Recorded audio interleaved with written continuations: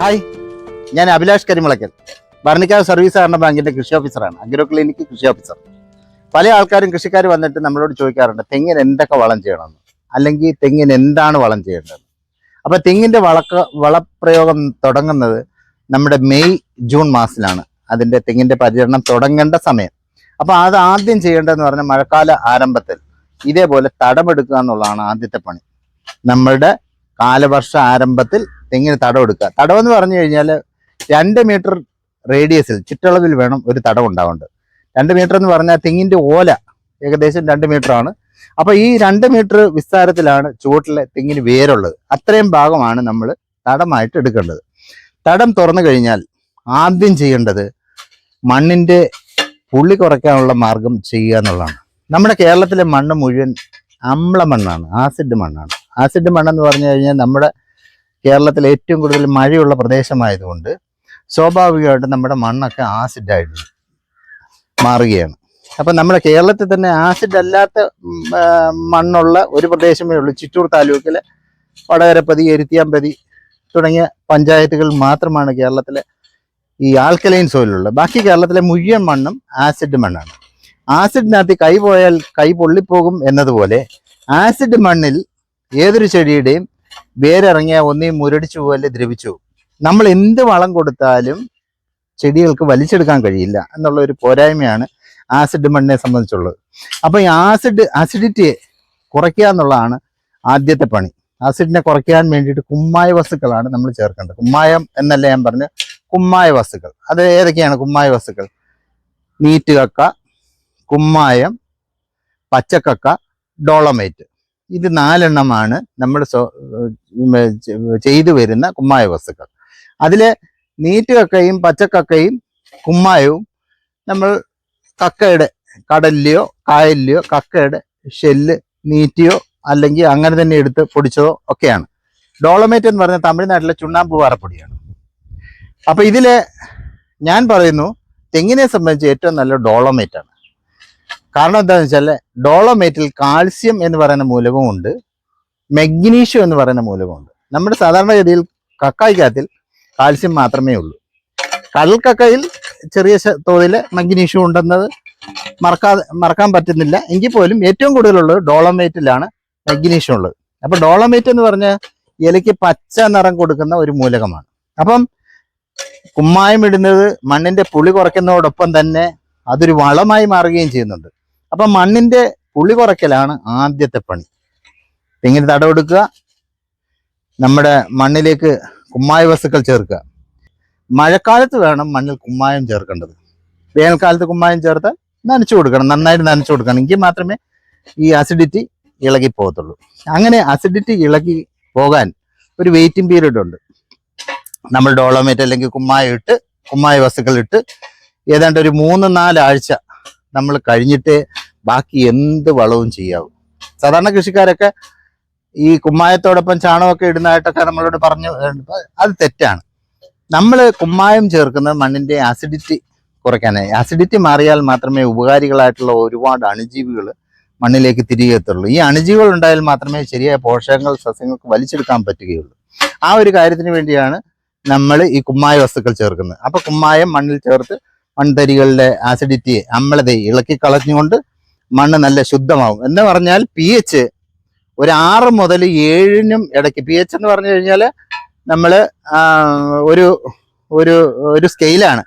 1 മുതൽ 14 വരെയുള്ള ഒരു സ്കെയില്. അതിൽ pH 7 എന്ന് പറയുന്നതാണ് ന്യൂട്രൽ പോയിന്റ്. 7-ൽ താഴോട്ട് വരുന്നതെല്ലാം അസിഡിക്കാണ്, 7-ൽ മുകളിലേക്ക് പോകുന്ന ആൽക്കലൈനാണ്.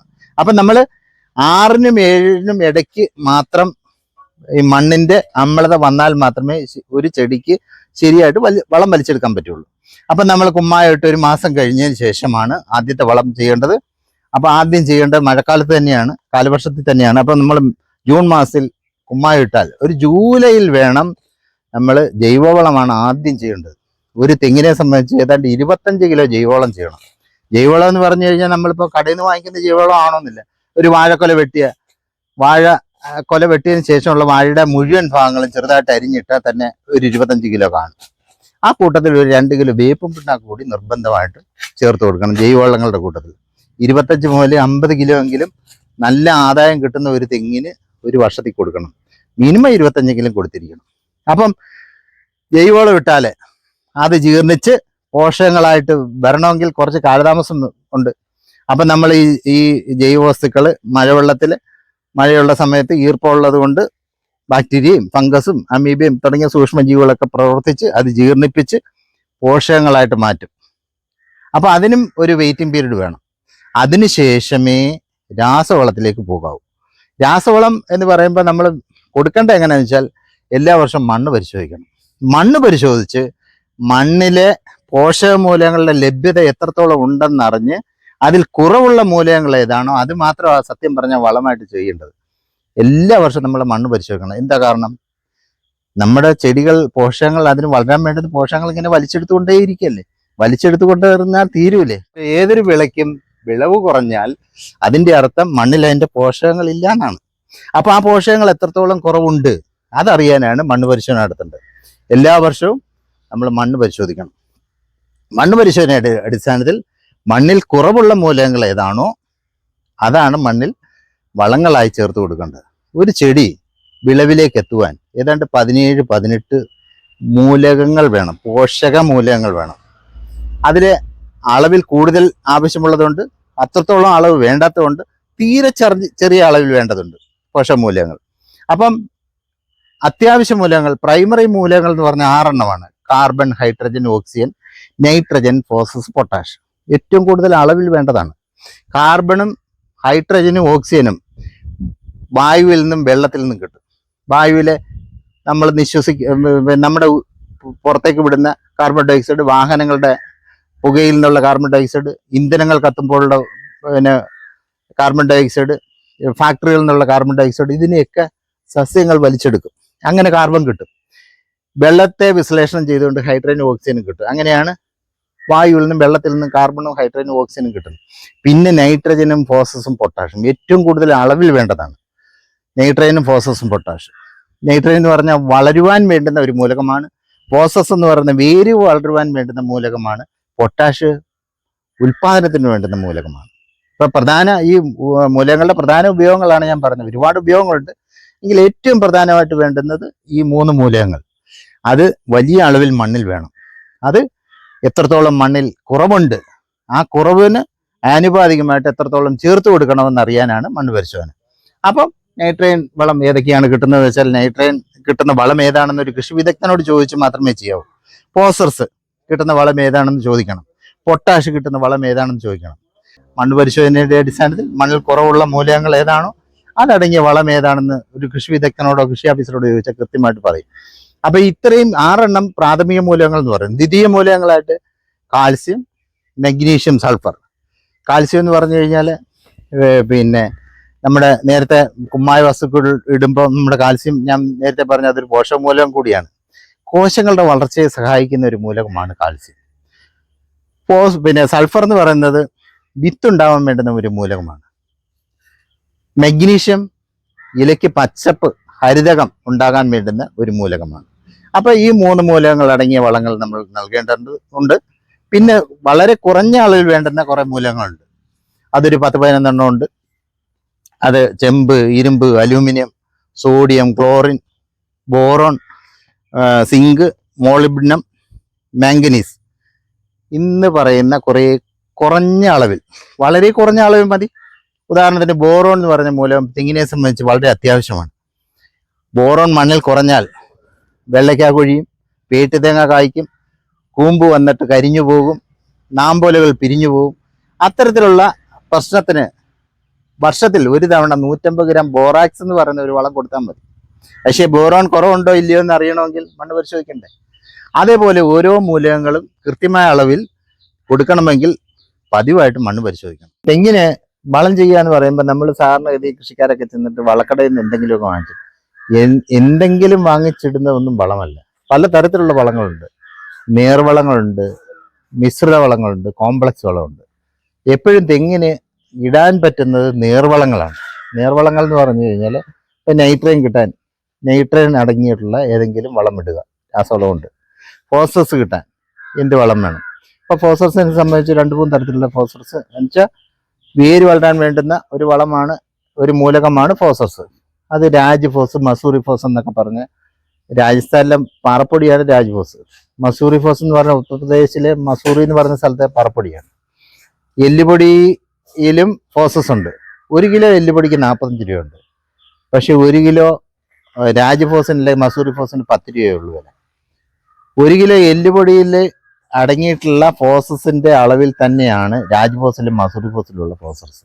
10 രൂപയ്ക്ക് കിട്ടുന്ന രാജ്ഫോസും മസൂറി ഫോസും ഒക്കെ ഫോസസിന് വേണ്ടി നമുക്ക് എല്ലുപൊടിക്ക് പകരമായിട്ട് ഉപയോഗിക്കാം. അതുപോലെ തന്നെ പൊട്ടാഷ് എന്ന് പറയുന്ന സാധനം തെങ്ങിനെ സംബന്ധിച്ച് ഏറ്റവും കൂടുതൽ വേണ്ടുന്ന ഒരു പോഷകമാണ്. അതായത് ഒരു നല്ല വിളവ്, ഒരു 10-80 തേങ്ങ ആണ്ടിൽ കിട്ടണമെങ്കിൽ ഒരു തെങ്ങിന് 1200 ഗ്രാം പൊട്ടാഷ് വേണം.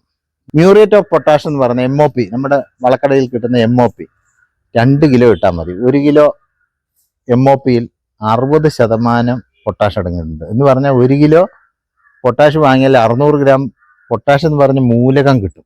അപ്പം 2 കിലോ പൊട്ടാഷ് വാങ്ങിച്ചാൽ മതി. നൈട്രജൻ, രാസവളത്തിന് പകരം തെങ്ങിൻ്റെ തടത്തിൽ ഈ വർഷകാല ആരംഭത്തിൽ നമ്മൾ ഡോളോമൈറ്റ് ഒക്കെ കുമ്മായ വസ്തുക്കളൊക്കെ ഇട്ടതിന് ശേഷം 2-3 ആഴ്ച കഴിയുമ്പോൾ വൻപയർ വിതച്ചാൽ മതി. വൻപയർ വിതച്ചാൽ വൻപയറോ ചെറുപയറോ അതുപോലുള്ള പയറുവർഗ്ഗത്തിൽപ്പെട്ട ഏതെങ്കിലും വിതയ്ക്കുക. പൂക്കുന്നതിന് തൊട്ട് മുമ്പ് ഉഴുതി ചേർത്താൽ ഒരു തെങ്ങിന് ഒരു വർഷം ആവശ്യമുള്ള ഏതാണ്ട് 500 ഗ്രാം നൈട്രജൻ ഈ 100 ഗ്രാം പയർ കൃഷിയിലൂടെ കിട്ടും. അപ്പോൾ അത്തരത്തിൽ വേണമെങ്കിൽ നമുക്ക് തികഞ്ഞ ജൈവ രീതിയിൽ തന്നെ വേണമെങ്കിൽ രാസവളം എന്ന് പറയുന്നത് ഉപയോഗിക്കാതെ തന്നെ, അതായത് പയർ കൃഷി ചെയ്യുക, രാജ്ഫോസോ മസൂറി ഫോസോ ഉപയോഗിക്കുക, അതോടൊപ്പം തന്നെ പൊട്ടാഷ് വാങ്ങിച്ചിടുക. ഇത്രയുമായാൽ പ്രാഥമിക മൂലകങ്ങളൊക്കെ അതിൻ്റെ അളവിൽ കിട്ടും. പിന്നെ നമ്മൾ കൊടുക്കുന്ന ജൈവവളത്തിലൂടെ മറ്റ് സൂക്ഷ്മ മൂലകങ്ങളെല്ലാം കിട്ടും.